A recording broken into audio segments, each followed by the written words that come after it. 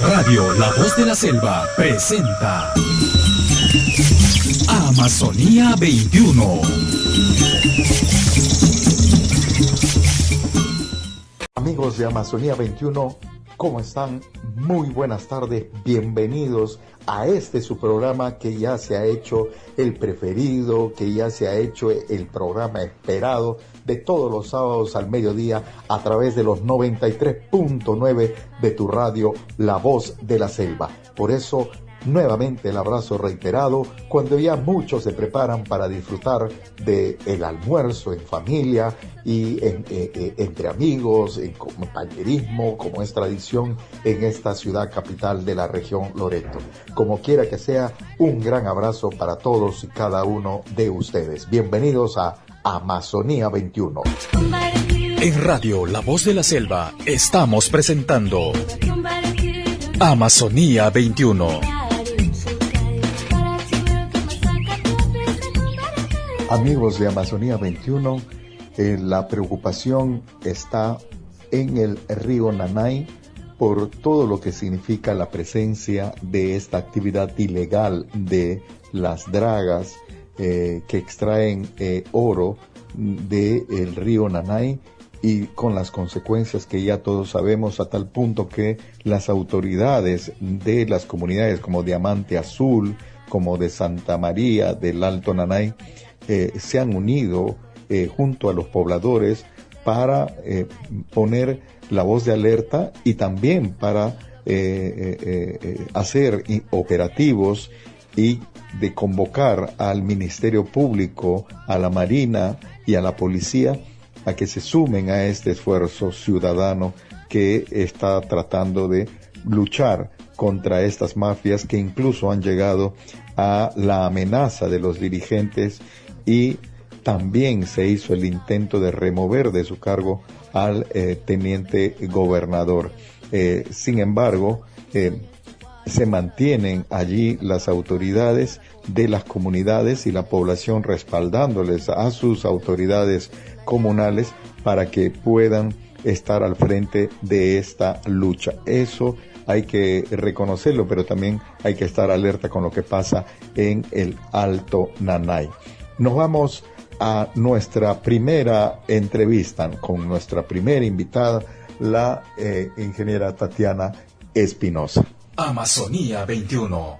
Amigos de Amazonía 21, en esta oportunidad damos la más cordial bienvenida al programa a la ingeniera Tatiana Espinosa de Arbío, Perú, para poder conversar sobre justamente las labores que desempeña en su institución y también, por supuesto, sobre lo que significa esto de la conservación del Chihuahuanco en Madre de Dios, cuáles son los riesgos y oportunidades al respecto. Tatiana Espinosa, ¿cómo está? Muy buenas tardes. Buenas tardes, gracias por la entrevista. Cuéntenos, para poner en contexto también a nuestros radio oyentes, Arbío Perú es una institución que trabaja en Madre de Dios, tiene varios escenarios donde se desempeña. Sí, nosotros trabajamos en Madre de Dios en una concesión para conservación, y Arbío es la organización justamente que se encarga de gestionar este bosque, de realizar acciones de conservación, de investigación y difusión de lo que ocurre, ¿no? De tanto las investigaciones como también las amenazas que existen hacia los bosques en general, al bosque amazónico, ¿no? Entonces, promovemos esto, ¿no? La investigación, la conservación, el uso sostenible de los recursos del bosque, y por otro lado también vemos temas de restauración, porque son justamente el bosque que conservamos, que contiene árboles muy antiguos, que son los árboles más grandes del bosque, que son los árboles semilleros, que justamente representan la fuente de donde podemos luego regenerar los nuevos bosques en las áreas que ya están degradadas, que ya están deforestadas, ¿no? Entonces promovemos nosotros una metodología que se llama forestería análoga, con la cual uno restaura un área, imitando un bosque natural, pero con especies que le van a ser productivas, ¿no? Entonces de eso nos encargamos, de la defensa del bosque, de llamar la atención, de proponer alternativas sostenibles, creativas, ¿no? Para poder realizar justamente conservación del bosque, priorizando los grandes árboles amazónicos. El chihuahuaco, ¿por qué es importante en Madre de Dios o en toda la Amazonía en buena cuenta? Sí, bueno, cuando hablamos de chihuahuaco son en realidad varias especies del género Dipteryx, ¿no? Ya, y sí, crece en varias partes de la Amazonía. Y acá en Perú, pues lo tenemos pues en Loreto, en Ucayali, ¿no? En Madre de Dios. ¿Y por qué es importante? Bueno, ahora es bastante interesante, importante hablar del chihuahuaco porque se está reduciendo mucho el tamaño de sus poblaciones por la gran demanda que tiene su madera. Y este árbol es uno de los más altos del bosque y uno de los más antiguos también. Esta es una especie muy longeva, es decir, vive mucho, ¿no? Y crecen muy, muy lento. Por lo tanto, los árboles que encontremos en el bosque son bastante antiguos, les llamamos los abuelos del bosque. Y por eso nos estamos centrando, ¿no?, en el estudio de estos árboles, porque justamente los están talando de manera tanto legal e ilegal, de manera desenfrenada, ¿no?, poniendo en riesgo justamente sus poblaciones. En cuanto a las características, si comparamos con otras especies del chihuahuaco, ¿por qué es importante en todo caso que se pueda darle este cuidado? Porque tiene una buena cotización, tiene calidad como madera, es requerido en el mercado. ¿Qué características hay en esa línea? Sí, ¿por qué es tan demandada la madera de este árbol? A ver, primero porque es una madera muy, muy dura, tiene alta densidad, no sufre de ataques de insectos, es decir, no se lo come casi nada, tiene alta durabilidad natural y está de moda, ¿no? Se utiliza para pisos de parquet. Entonces, el gran mercado y el mayor comprador es China. Entonces, Perú exporta esta madera para pisos de parquet, ¿no? Como parquet para China, otro comprador es Estados Unidos, también está Italia, México, Holanda, entre otros. Entonces, mientras haya demanda, pues lo que hace la industria es cortar esta especie, ¿no? Entonces, el problema es que estos árboles, como le estaba indicando, crecen muy lento y se están cortando árboles que tienen más de 500 años de edad y algunos hasta más de 1000 años de edad. Esa es una información que no se toma en cuenta a la hora de planificar la corta de estos árboles, porque el sistema en el cual se corta es en parcelas que van rotando cada 20 años, por ejemplo, y en 20 años este árbol va a crecer solo 2 centímetros de diámetro. Es decir, según con el sistema que se está cortando, no es sostenible cortarlo porque la especie no se va a poder reponer y por el contrario, estamos poniendo en riesgo la supervivencia de esta especie a futuro. Por lo tanto, no es sostenible cortar esta especie. Eso ya está científicamente comprobado y hay todo un círculo, mucha gente y muchos científicos escribiendo cartas y todo al CERFO, ¿no?, y el Estado peruano para que coloquen esta especie dentro de la categoría de especies amenazadas. Y sin embargo, bueno, eso aún no ocurre y mientras haya demanda, como te comentaba, pues lo que hace la industria es seguir cortando, ¿no? Entonces ahí lo que tenemos es un aprovechamiento, diríamos, irresponsable, ilegal de esta especie por las características que usted nos indica, ingeniero Espinosa, y porque, claro, ya tiene mercados, pero se pone en riesgo su existencia en los bosques. Exacto. Mira, después del año 2000 se empezó a cortar esta especie. Si recordamos, antes del año 2000 lo que estaba de moda era el cedro y la caoba, ¿no? Hicimos lo mismo, ¿no? Bueno, la industria hizo lo mismo, cortó hasta casi extinguir la caoba. Ahora existen muy pocos lugares la caoba, ¿no?, en áreas naturales protegidas, en territorios muy, muy alejados.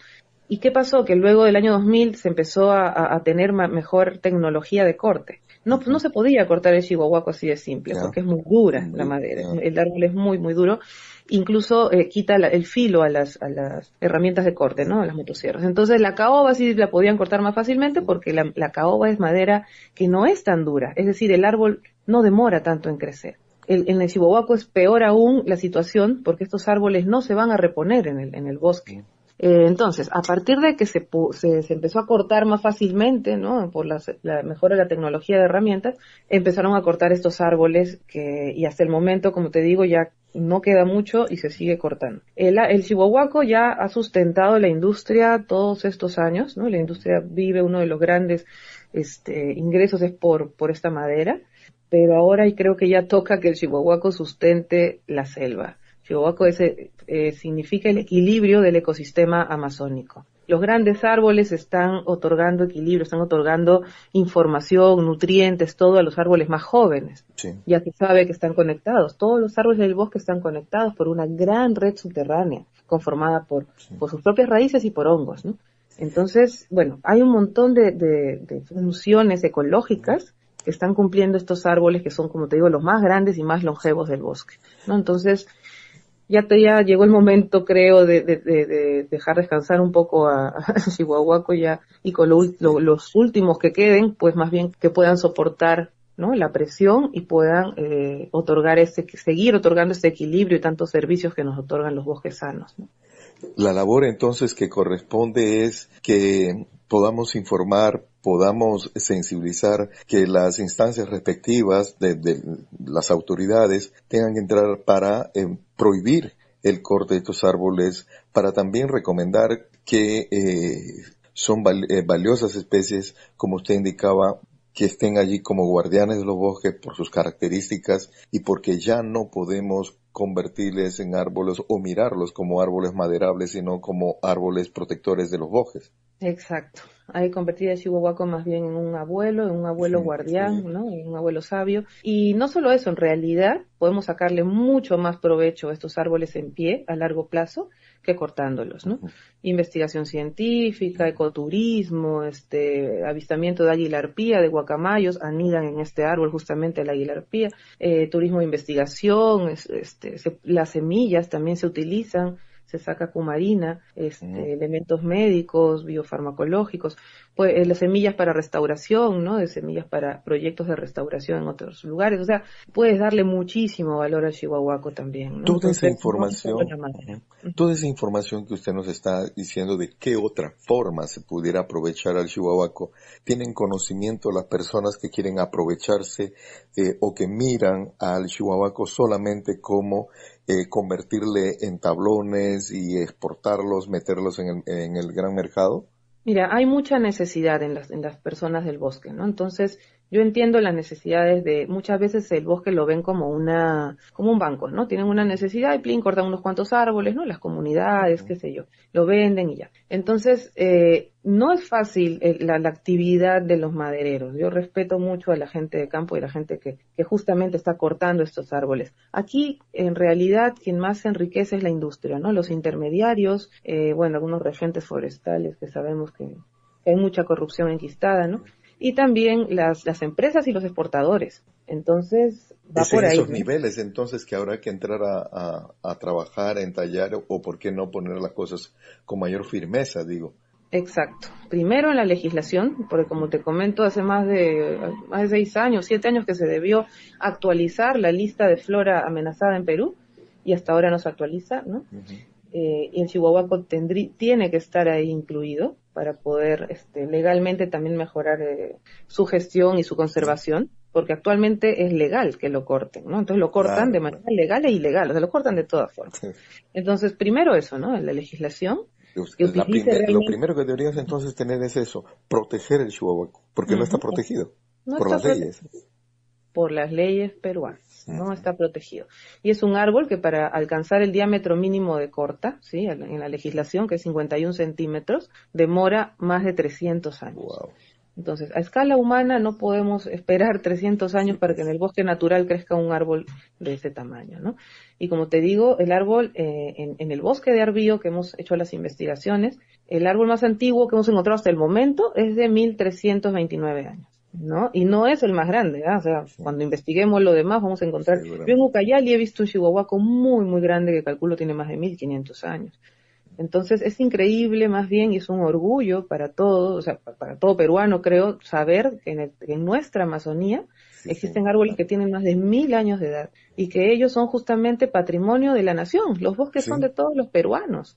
Justo eso es lo que le quería consultar, porque si nos vamos a las ciudades, nos encontramos con una serie de edificaciones, de edificios, de monumentos, y que por sus años se vuelven más respetables y eso les da cierta categoría, pero en los bosques como que no se toma en cuenta eso y es algo al que también deberíamos voltear la mirada en ese sentido de respeto a esos años, ¿no?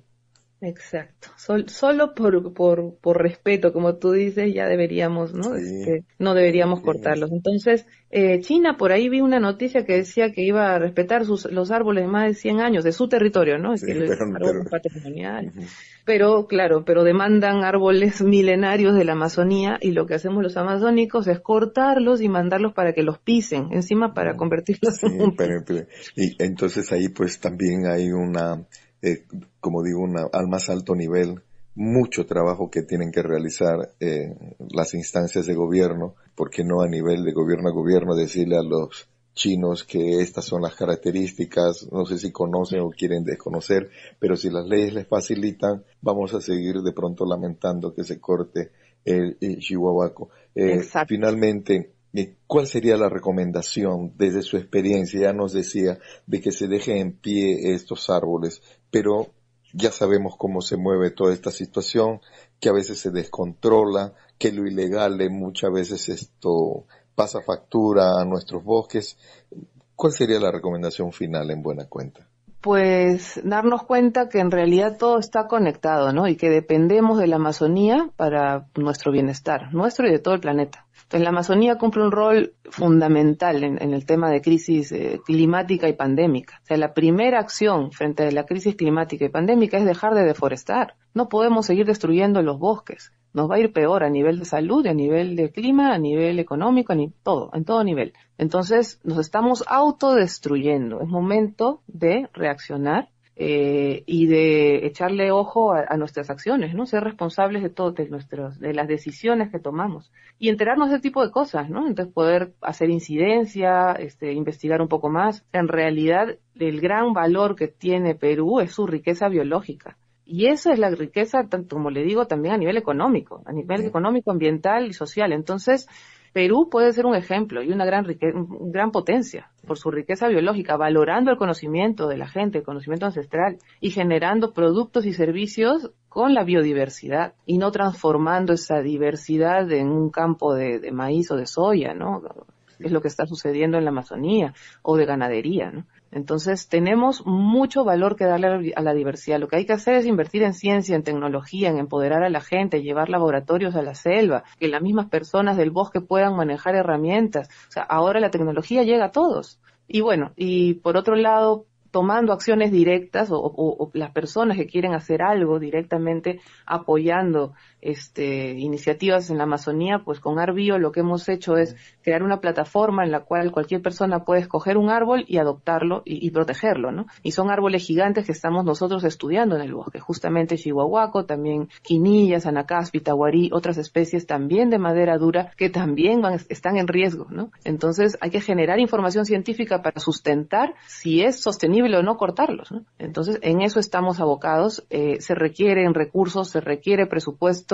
Como verás, muchas veces a los gobiernos no les importa mucho, sin embargo, por ahí salen algunos proyectitos, por ahí estamos haciendo investigación con universidades, tenemos alianzas y sobre todo nuestra plataforma de conservación, que es nuestra forma de microfinanciamiento, ¿no? En la cual las personas o empresas también pueden proteger grandes árboles y ponerles su nombre, ¿no? Y en la web se ve el mapa, los arbolitos, te enteras un poco del rol que cumple cada especie y bueno, eso es lo que hacemos y queremos también dar un ejemplo, ¿no? De la buena gestión que se puede hacer de una concesión y que este modelo realmente puede ser un modelo de negocio, ¿no? Y que se puede vivir de eso, esa es la idea, ¿no?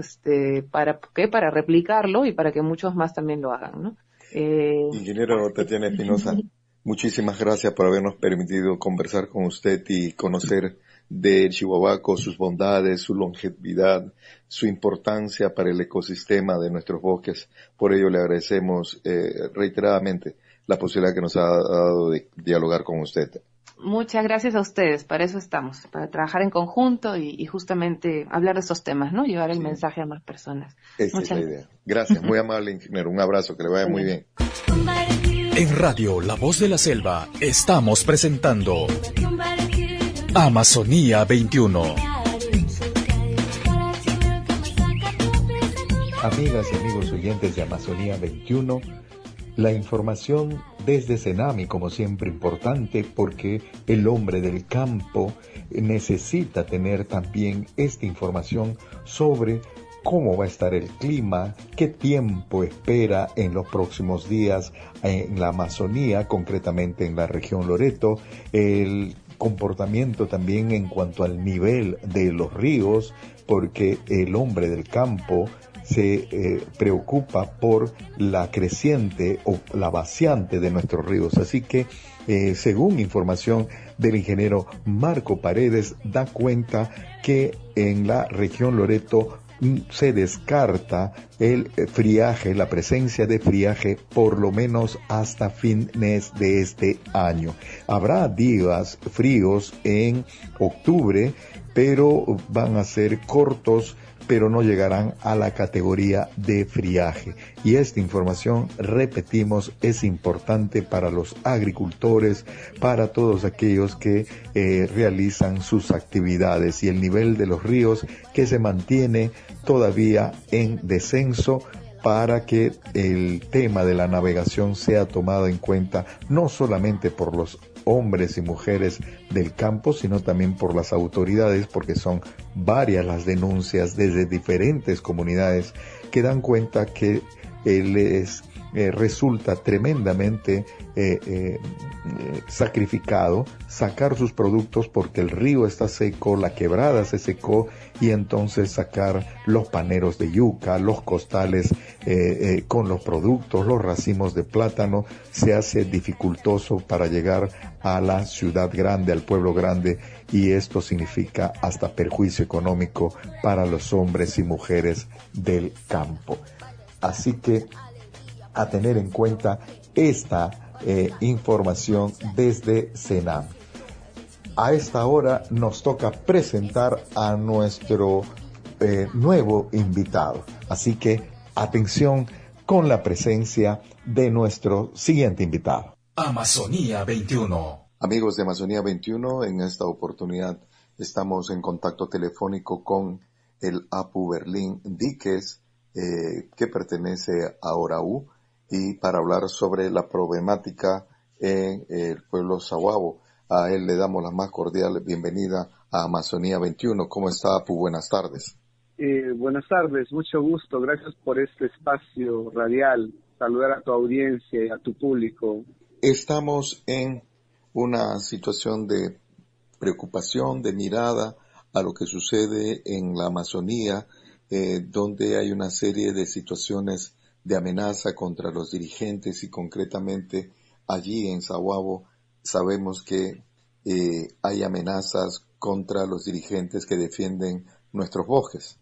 Sí, mira, lo cierto es de que, haciendo un resumen en este momento de la situación real que atraviesa nuestra región Ucayali, ha incrementado mucha situación social tan convulsionada en este momento referente a las amenazas y entre otros peligros latentes que ocasionan muchos, tal vez algunos grupos humanos provenientes de la economía ilegal en este caso. Tal es así que el año pasado, durante la pandemia, en plena pandemia, el 2020, hubieron muchos asesinatos de líderes del pueblo, de pueblos indígenas, principalmente al pueblo cacataibo. Quiere decir que no solamente la pandemia nos ha arrasado completamente con este problema, sino también amenazas solamente por defender territorios o luchar por territorios o por los derechos humanos. Tal es así que en este momento, pues, hay un caso puntualmente en la parte del lugar fronterizo de Perú y Brasil, en el distrito de Yurúa. Se ubica la comunidad de Sahuabo en el hito 40, justamente de Perú y Brasil, en los límites territoriales de los dos países. El mes pasado y este mes venimos sufriendo algunos problemas fortísimos referente a invasión de territorios de empresas madereras que, sin permiso alguno a la comunidad, hayan ingresado de manera prepotente, y así creando un caos social internamente en la comunidad. En este momento, las empresas, tanto de la empresa Forestal Mendoza y Ostúa, en este momento son las que han violado prácticamente la forma organizativa interna de la comunidad. y por ahora pues la Fiscalía en materia ambiental ha inamovilizado 2 maquinarias en este momento en el lugar de la comunidad, que hasta ahora pues tiene un trámite siguiente. Ya las autoridades competentes verán de qué manera se pueda arreglar o solucionar esta situación tan álgida que atraviesan nuestras comunidades nativas, ¿no? Estas 2 empresas están constituidas por peruanos. Se identifica presencia de ciudadanos extranjeros ya que están en línea de frontera con Brasil. No, en la gran mayoría de estas 2 empresas aparentemente son legales, están constituidos legal y formalmente. Sin embargo, la forma de cómo ellos miran a las comunidades nativas es lamentable, siempre la prepotencia, y tal vez por la misma situación que las propias comunidades demuestran mucha humildad, confianza y tal vez desconocimiento, ha hecho de que estas empresas se sobrepasen de la confianza que tiene la comunidad con algunos otros comuneros. En su gran mayoría son peruanas, son empresarios de la misma región, allí están coludidos hasta propias autoridades regionales, ¿no? Entonces imagínate que son accionistas número 1 estas autoridades regionales. Entonces es lamentable la situación, entendiendo que la corrupción totalmente es estructural desde nuestro punto de vista en el Estado y en los sectores públicos, ¿no? Eso es lo que nos llama la atención, porque si nos dice que ya la Fiscalía del Ambiente tiene conocimiento ha identificado estas 2 empresas, ¿por qué continúan haciendo de las suyas? Y la inquietud era, ¿qué pasa con la reacción de otras autoridades en otros niveles? Pero ya nos das cuenta de algo tremendamente preocupante, que hasta en los más altos niveles de poder también tienen presencia como accionistas en esta empresa que legalmente están constituidas. ¿Qué queda entonces, Apu? ¿Por dónde iría la posición de lucha pacífica para defender los derechos ancestrales del pueblo? Mira, nosotros tenemos como organizaciones indígenas que representamos a pueblos que históricamente la lucha del movimiento indígena no es de ahora, es de muchos años. Uno, por la inoperancia del Estado y la invisibilización que siempre nos dan las comunidades indígenas, las que estamos lo más vulnerables, ha demostrado prácticamente que el Estado siempre ha sido inoperante ante estas acciones a favor de los que más lo necesitan, ¿no? Entonces, nosotros de manera organizada internamente por comunidades, por federaciones y organizaciones regionales, lo que hemos hecho es constituirnos como comités de vigilancia para que de una manera interna tal vez empecemos a cuidar o a defender nuestros bosques, a sabiendas pues que también el Estado nunca ha respondido. Frente a esta situación, prácticamente la comunidad en este momento está pasando momentos críticos, y por ende nosotros los líderes de organizaciones quienes venimos encabezando esta incidencia a nivel regional, a nivel nacional, hasta internacional mediante las demandas, estamos siendo buscados en este momento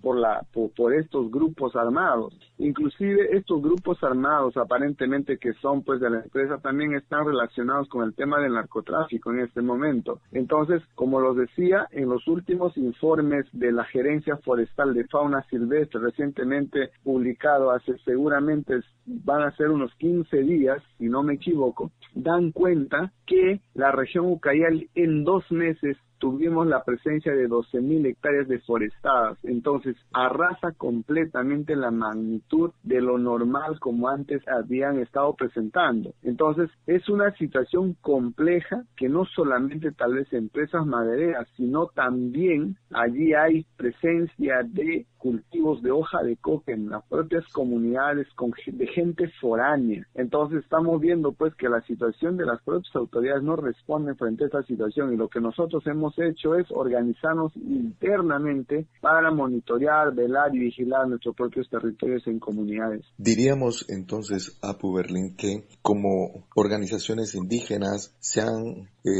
preparado para salir al frente y defender estos territorios, se han creado comités de defensa y ahí están poniéndose en primera línea. Esto sin duda ha provocado la reacción de estos empresarios que quieren apoderarse de esas tierras y concretamente del recurso forestal. Pero por otro lado, también que hay una batalla que han emprendido desde el punto de vista legal, ya no de pronto en lo regional ni nacional, sino apelando a fueros internacionales, porque esto es tremendamente escandaloso, la apatía y la indiferencia de las autoridades, porque esto los puede llevar a un enfrentamiento entre las comunidades indígenas contra estos empresarios sin que las autoridades respectivas en todos los niveles puedan tomar cartas en el asunto. Sí, mira, debemos agradecer en parte a nosotros que con esta lucha desde el año 20, del año pasado, más de ahora, la pandemia ha demostrado prácticamente o ha hecho ver prácticamente la inoperancia del Estado. Sin embargo, la respuesta frente a estas situaciones que han pasado no fueron tan respondidos. Muchos de los casos, por ejemplo, los asesinatos, si hacemos una línea de tiempo de la muerte de los líderes anteriores, por ejemplo, el caso Sabeto, que ha sido tan publicado, tan famoso en el entorno de medios periodísticos, de las noticias. Entonces, ¿qué ha hecho? Que hasta el momento quedó impune esta demanda por la muerte de estos líderes. Entonces, lo que hicimos nosotros a través de la incidencia internacional como naciones regionales del pueblo indígena, hemos hecho un llamado a las Naciones Unidas para que de cierta manera formulemos tal vez una agenda mucho más temática para que de esa manera las Naciones Unidas y la Corte Interamericana de Derechos Humanos haga llamado al Estado peruano a través de los sectores y tome acciones. Tal es así que de tanta insistencia tuvimos la visita de 4 ministros el año pasado en la anterior gestión, desde este año, pero en la anterior gestión. Sin embargo, solamente creó aparentemente un instrumento que lo llamamos un decreto supremo intersectorial, que hasta el momento no está siendo implementado, ¿no? Entonces, no pueden seguir creando más leyes y leyes y leyes cuando al final de cuentas no están siendo implementados. Es un gran problema. Los documentos pueden servir en parte, pero van a servir prácticamente solamente como un antecedente el día que te maten o te asesinen. Entonces aquí me parece que el Estado debe crear una política pública referente a los defensores de territorios con la finalidad de tener mucho más seguros de vida y que los territorios que ellos solicitan sean bien protegidos, pero mediante tal vez un trabajo intersectorial de manera eficiente y en la práctica, ¿no? Que cosa que en este momento no se está viendo. Desde el 28 de julio, Apu, tenemos un nuevo gobierno, con el presidente Castillo, con el gabinete ministerial, por lo tanto, también ministros que tienen que ver directamente con la problemática de la región Ucayali, allí con el pueblo Sahuabo. ¿Qué relaciones, qué contactos, qué coordinaciones han realizado en ese nivel, en el entendido de que estas son nuevas autoridades que de pronto pueden mostrar un mayor interés hacia la situación que están pasando ustedes? Mira, yo le digo de verdad, negamos rotundamente y reconocemos la incertidumbre política y social que atraviesa nuestro país en este momento con este nuevo gobierno, lamentablemente. Por ejemplo, frente a esta pandemia que pasó, por lo menos el tema de la campaña de vacunación debe llegar en los lugares recónditos del país. Sin embargo, hay un gran vacío allá que solamente pueden llegar las vacunas en este momento en el sector urbano, menos en las zonas rurales y en los recónditos lugares, por ejemplo, las fronteras de Perú y Brasil, en este momento Purús y Urúa. Y es una situación tan crítica y de verdad vemos al gobierno actual con una incertidumbre grande que sin tener respuesta alguna frente a esta situación que viene pasando, no tenemos ninguna esperanza. Y de verdad es una situación crítica que todos los conocemos y se nota clarísimo la situación que estamos pasando en el país en este momento, ¿no? Qué terrible situación, Apu. Entonces, por lo que usted nos dice, es los pueblos indígenas defendiendo su territorio y al mismo tiempo pidiendo la atención a esta problemática, no a las instancias de gobierno nacional, sino a nivel internacional. Esa va a ser la estrategia de aquí en adelante, esa es la estrategia y en esa está la esperanza de ustedes como pueblos indígenas. Sí, de verdad que mira, si nosotros hacemos un análisis local frente a esta situación por los reclamos y para la atención, es incipiente, no responden. El nivel regional, coludido con la situación de la corrupción en este momento, metidos en el mismo problema que son partes de la acción en este momento de empresas aparentemente formales, que sin embargo metidos los propias autoridades regionales. En lo nacional, viviendo una incertidumbre completa en temas sociales y políticos, que nos queda en este momento. Uno es organizarnos internamente y valernos por nuestros propios medios ancestrales, tal vez en defensa de nuestro propio territorio. Y lo otro es que tal vez sería en gran parte esperanzador es el tema de la intervención internacional, que desde los propios sectores internacionales tal vez hagan el llamado al Estado peruano y que tome acciones de verdad frente a esta situación álgida que pasan las poblaciones indígenas. Apu, en Berlín, vamos a quedarnos pendientes, atentos a esta situación que realmente es preocupante, y por eso le agradecemos enormemente que nos haya permitido como medio de comunicación, como programa Amazonía 21, también poner en conocimiento de la ciudadanía de las cosas que están pasando en nuestras regiones, en la región hermana Ucayali, y los mismos problemas de pronto en otros escenarios, y en la región Loreto también se pasan situaciones similares. Por ello le agradecemos muchísimo. Vamos a estar atentos desde Amazonía 21, señor. Muchas gracias, saludos a todos, un abrazo. Un abrazo, Apu, y cuídense.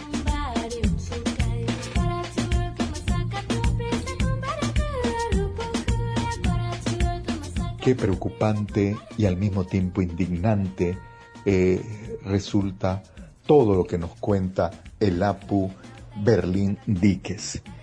Ojalá las autoridades puedan tomar cartas en el asunto y puedan preocuparse también por los pueblos indígenas de nuestra Amazonía peruana y todos los riesgos que sufren y las muertes que se han dado, incluso en este tiempo de pandemia, como reconoce Berlín, las mafias que deforestan, que atentan contra los bosques, el territorio de estos pueblos indígenas han causado más muertes que la propia pandemia. Terrible realidad. Nos vamos a una pausa y venimos con más. Esto es Amazonía 21. LBS 93.9 FM. La población de la cuenca amazónica debe estar preparada para responder a desastres naturales y antrópicos. Es un mensaje de Oxfam, Vicariato Apostólico de Iquitos y Radio La Voz de la Selva. ¡Agárrense de las manos! ¡Alto! Antes de tomarse de las manos, piense en el coronavirus. Lávese bien, con bastante agua y jabón, y evite estrecharse la mano como saludo. Es un mensaje de Radio La Voz de la Selva. En Radio La Voz de la Selva estamos presentando Amazonía 21.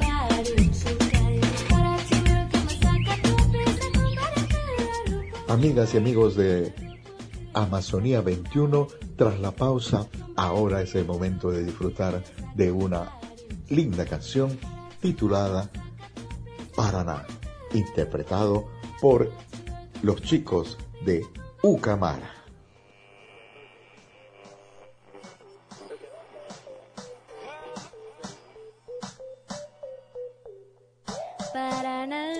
Pakatuna Kwarachita Ipirana Tsemaraitinikana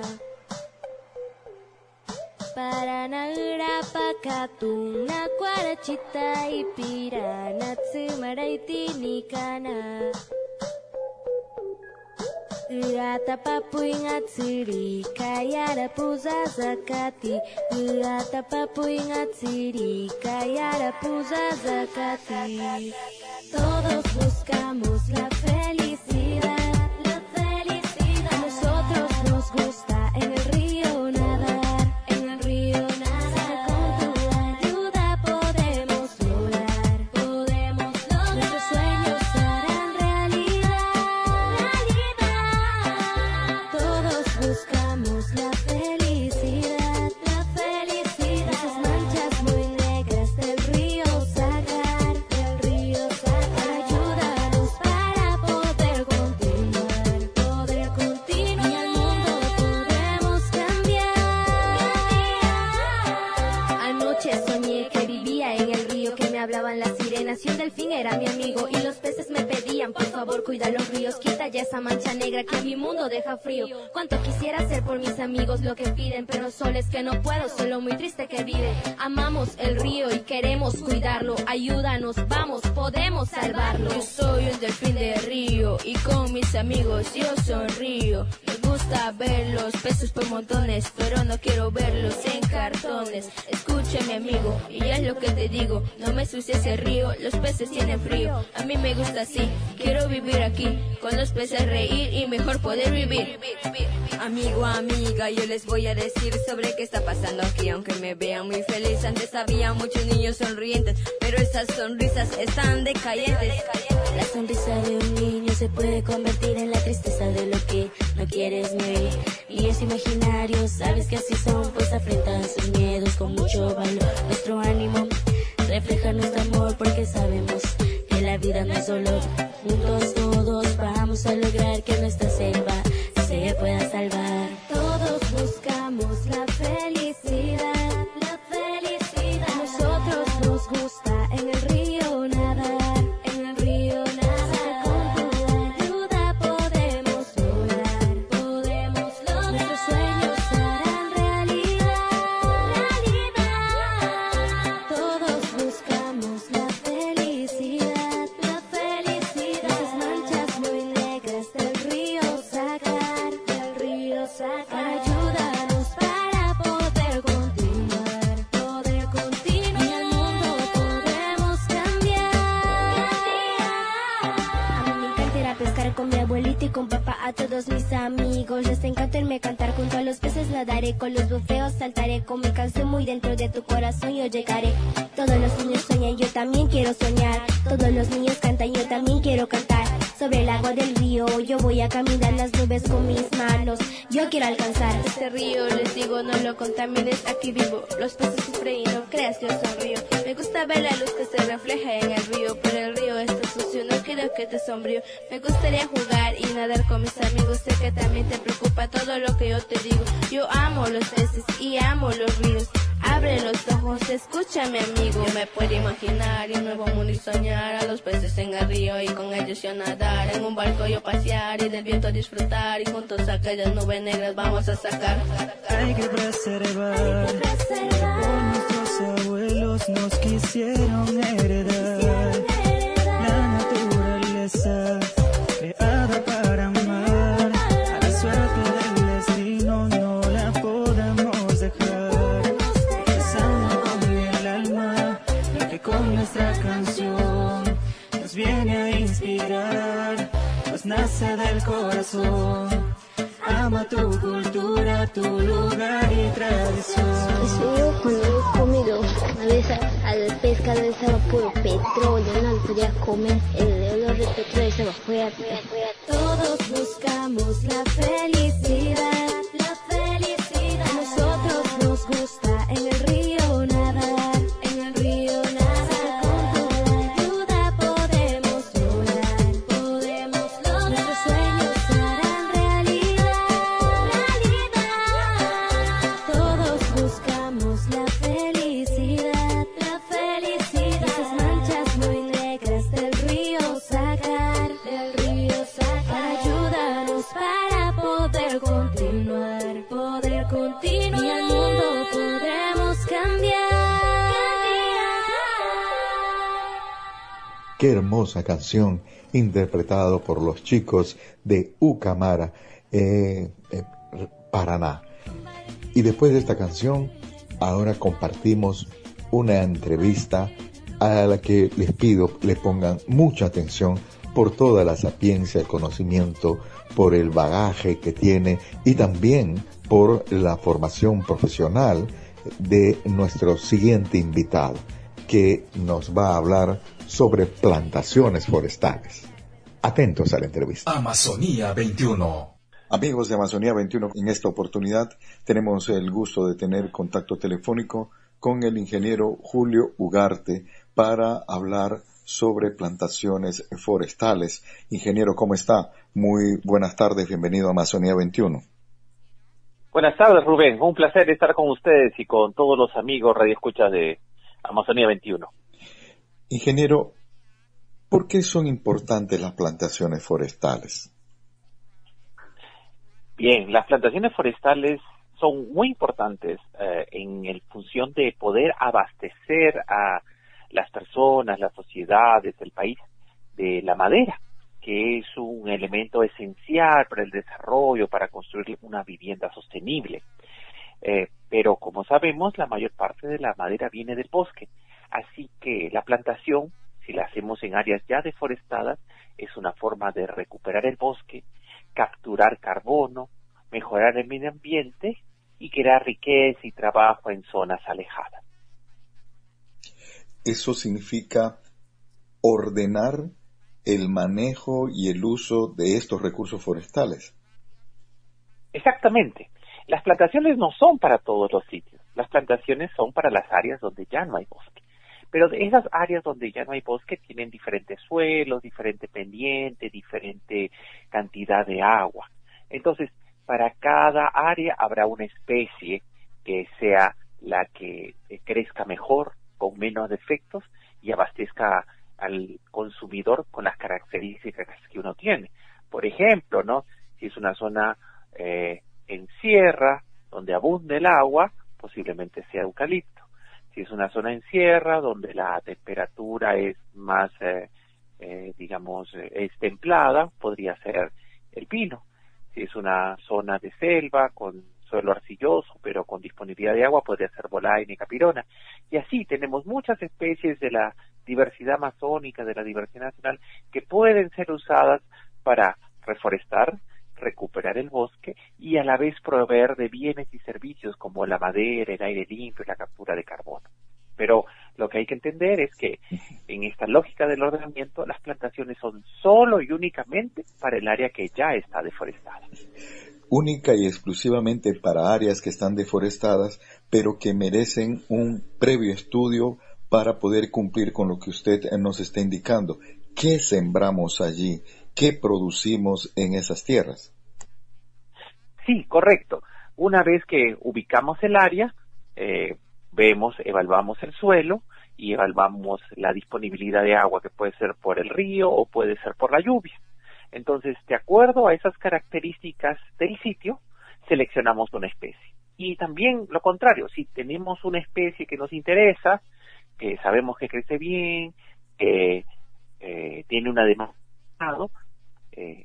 descubrimos o hacemos una investigación sobre sus características y más bien buscamos un sitio, un lugar donde podamos plantar esa especie y poder tener una producción sostenible. Entonces, o tenemos la especie y seleccionamos los sitios, o tenemos el sitio y seleccionamos la especie. No podemos hacer crecer las especies en un sitio que no es para ellos. Eso no sería sostenible, no sería eficiente.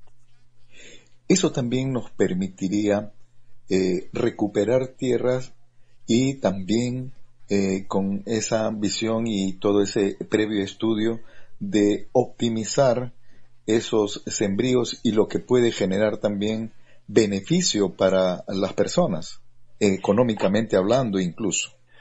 Así es, hay áreas que a pesar de que han sido deforestadas, a pesar de que ha habido mal manejo, a pesar de que ha habido una agricultura intensiva o una compactación de suelos, pueden ser recuperadas, ¿no? Las plantas, los árboles, son menos exigentes que otra clase de cultivos. Entonces, con una aradura, con una fertilización, con un programa adecuado de control, se podrían recuperar estas áreas improductivas en una estrategia que el gobierno peruano reconoce y que la llama la recuperación productiva de áreas degradadas, ¿no? También hay que considerar que muchas de estas áreas degradadas están cerca de las carreteras, por lo cual el transporte y los costos de transacción, que finalmente son el costo de producción, podrían ser menores, ¿no? Entonces, en ciertas áreas, la plantación forestal es una opción. Por supuesto que hay otras opciones, hay una opción de cultivos permanentes, frutales, pasto, ¿no? Pero eso se dará en función de la evaluación de cada sitio y la visión de los ciudadanos. Pero en este momento lo que podemos decir es que la madera es un bien que cada vez aumenta de precio, que cada vez tenemos mejores tecnologías, que se ha hecho una investigación muy profunda para aprovechar nuestra propia diversidad, porque en el principio, hace unos 40, 50 años, se utilizaba más bien pino o eucalipto como una de las opciones. Ahora ya tenemos muchas especies nativas que ya tienen un nombre, una forma de plantar conocida y que podrían convertirse en opciones productivas para el futuro. Pese a lo que usted nos acaba de indicar últimamente, la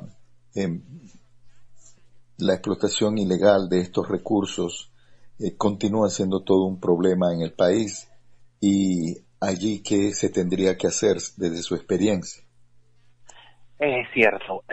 Bueno, en realidad la informalidad, la ilegalidad son cosas que van de la mano. En el caso de nuestra Amazonía, con concesiones extensas, con pocas posibilidades de control, con problemas de invasión, es muy difícil mantener una producción forestal sostenible por situación de invasiones y conflictos. Yo pensaría que debemos empezar a fomentar la producción maderera de plantaciones y de esta manera hacer que el abastecimiento más barato, más ordenado, más sostenible sea a partir de plantaciones y que la porción que viene del bosque pueda empezar a disminuir. Y esto en una lógica de mercado es posible. ¿Por qué? Porque las plantaciones tendrían muchos menores costos de producción, porque tendríamos plantaciones en los lugares más sostenibles y que tendríamos que preservar el bosque para otros usos, digamos un manejo forestal de pequeña escala, un manejo forestal comunitario en las cuales las comunidades que poseen el bosque extraen ellos mismos sus recursos en una escala muy pequeña y que la madera de plantaciones podría ser más productiva, causar mayores beneficios colaterales, crear una economía local, mano de obra, capacitación en un círculo virtuoso de provisión de servicios y bienes en forma sostenible. Servicios porque a pesar de que las plantaciones no tienen los valores de un bosque, tienen poca diversidad, son mucho más productivas y tienen una lógica de producción industrial.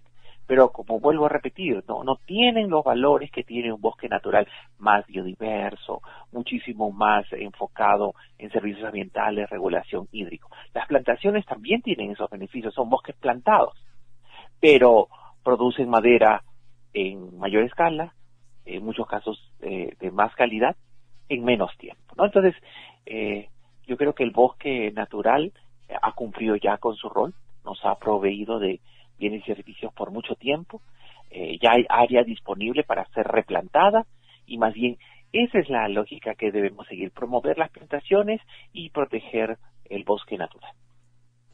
¿Qué estaría faltando?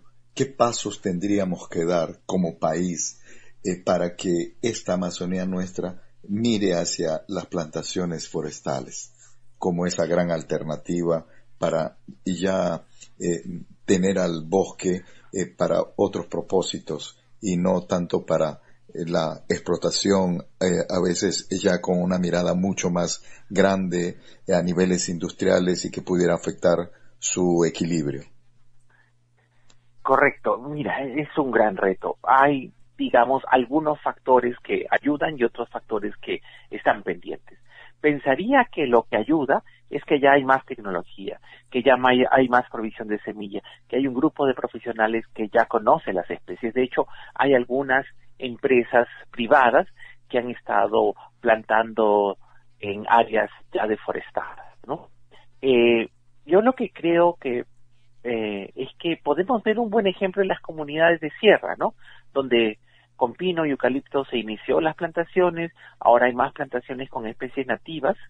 Entonces, pensaría que hay dos cosas pendientes, ¿no? La primera es hacer que cada propietario amazónico tenga conciencia de que plantando árboles se puede beneficiar, tanto para sus propias necesidades de leña, madera y material de construcción, como para la venta. Entonces, cada pequeño productor puede tener su propia producción de madera y eso hay que promoverlo. Y en el caso de las explotaciones más grandes, lo que pensaría es que se necesita una campaña de promoción para convencer al público de que pueden plantar y pueden tener beneficios financieros a partir de eso. Entonces, la promoción, la sensibilización del público hacia la madera de plantación creo que es otro de los factores clave que debemos promover. Esa sería una responsabilidad de el Estado a través de los gobiernos en sus diferentes niveles y las instituciones que tienen que ver con la actividad forestal? Sí, y también es una responsabilidad de todos, ¿no? De los profesionales forestales, de, bueno, el gobierno y en sus sucesivas, digamos, políticas ha dado incentivos a las plantaciones. Actualmente estas plantaciones son más viables en la parte de la sierra, pero creo que en la Amazonía, con su generosa oferta de tierras, con mayores cantidades de agua, ahora con mayor infraestructura carretera en algunas vías importantes, podría dar el paso. Otra parte importante es el ordenamiento, porque como mencioné, las plantaciones no son para cualquier sitio, ¿no? Tenemos que buscar ya área deforestada, con menores costos de transacción, con mayor nivel de infraestructura, y esas áreas existen todavía en la selva, ¿no? Entonces, de alguna manera, tenemos que trabajar todos concertadamente, el sector privado, el Estado, las universidades locales que tienen un gran rol, un rol importantísimo en la formación de nuevos cuadros, y sobre todo esta concertación entre empresa privada, Estado y pequeños propietarios para que no haya exclusión y más bien vayamos a un modelo incluyente en el que los grandes tendrán una provisión de madera, los pequeños tendrán su propia provisión de madera y el Estado regulando todos estos servicios, fomentando la plantación y mejorando los accesos a la madera. Hay, basado en su experiencia profesional y el trabajo que realiza, ¿ha habido actitud política por parte de nuestras autoridades para impulsar todo esto? Bueno, haciendo un recuento, creo que hemos mejorado mucho, porque antes solo se veía el bosque. Ahora estamos hablando de plantaciones y hay un movimiento muy fuerte para plantaciones forestales con fines maderables. Recuerdo mucho la gestión del doctor Braque en el Ministerio del Ambiente y toda su generosa forma de compartir su conocimiento. Creo que ese fue un momento muy importante en la promoción de plantaciones. Sucesivos gobiernos, sucesivas gestiones han tratado de hacerlo, pero no he visto otra gestión con ese compromiso que tenía el doctor Braque en esos años de justamente en este esquema que hablamos ahora, porque la idea no es original, digamos, es la idea con la que empezamos a promover, ¿no? De poder usar el área deforestada de mejor manera, crear tecnología para las especies, hacer una zonificación, invertir en infraestructura solamente en las áreas que sean más productivas y sobre todo fomentar la forestería a pequeña escala en la lógica de que cada pequeño productor en la Amazonía pueda proveer de madera aparte de otros servicios. Sería como una parte de su canasta de provisión a las poblaciones, puesto que la madera aún sigue subiendo de precio. Ingeniero Julio Ugarte, le agradecemos mucho la disponibilidad que ha tenido de conversar con nosotros y explicarnos con esa capacidad profesional este tema que es de mucha importancia y como un programa que se emite desde la ciudad de Iquitos, capital de la región Loreto, nos parece tremendamente importante su opinión y la información sobre las plantaciones forestales. Muy amable, señor. Muchas gracias y un saludo a todos nuestros amigos de la cálida ciudad de Iquitos. Estaremos pronto por ahí. Espero que todo vaya bien este año y sigamos impulsando el desarrollo sostenible. Muchas gracias a ti y muchas gracias al programa. Y bien, amigos, luego de escuchar la entrevista con el ingeniero Julio Ugarte, no nos queda sino agradecerles por la preferencia, por la sintonía, y nos toca despedirnos. Pero antes queremos decirles que se vienen novedades, así que en los próximos programas tienen que estar atentos porque también haremos concursos con todos ustedes. Queremos interactuar, queremos también escuchar la participación de nuestros oyentes, opinando, comentando sobre los temas que se abordan en Amazonía 21 y nosotros les vamos a retribuir con un premio sorpresa que ya el próximo programa les estaremos comentando. ¿Lo podemos anunciar? Sí, polos. Es cierto que tendremos polos, bonitos polos, que les vamos a entregar como regalo a nuestros fieles oyentes, sí, fieles oyentes, leales oyentes. Así que prepárense porque venimos con eso y más. Gracias por habernos acompañado el día de hoy. Un gran abrazo. Nos encontramos el próximo sábado con más entrevistas, con más comentarios, con más opiniones y por supuesto con sorpresas. Un gran abrazo. Que tengan un lindo sábado y nos encontramos en 7 días. Amazonía 21 por Radio La Voz de la Selva. Hemos presentado Amazonía 21, todos los sábados de 12 del mediodía a 1 de la tarde, por los 93.9 FM, Radio La Voz de la Selva.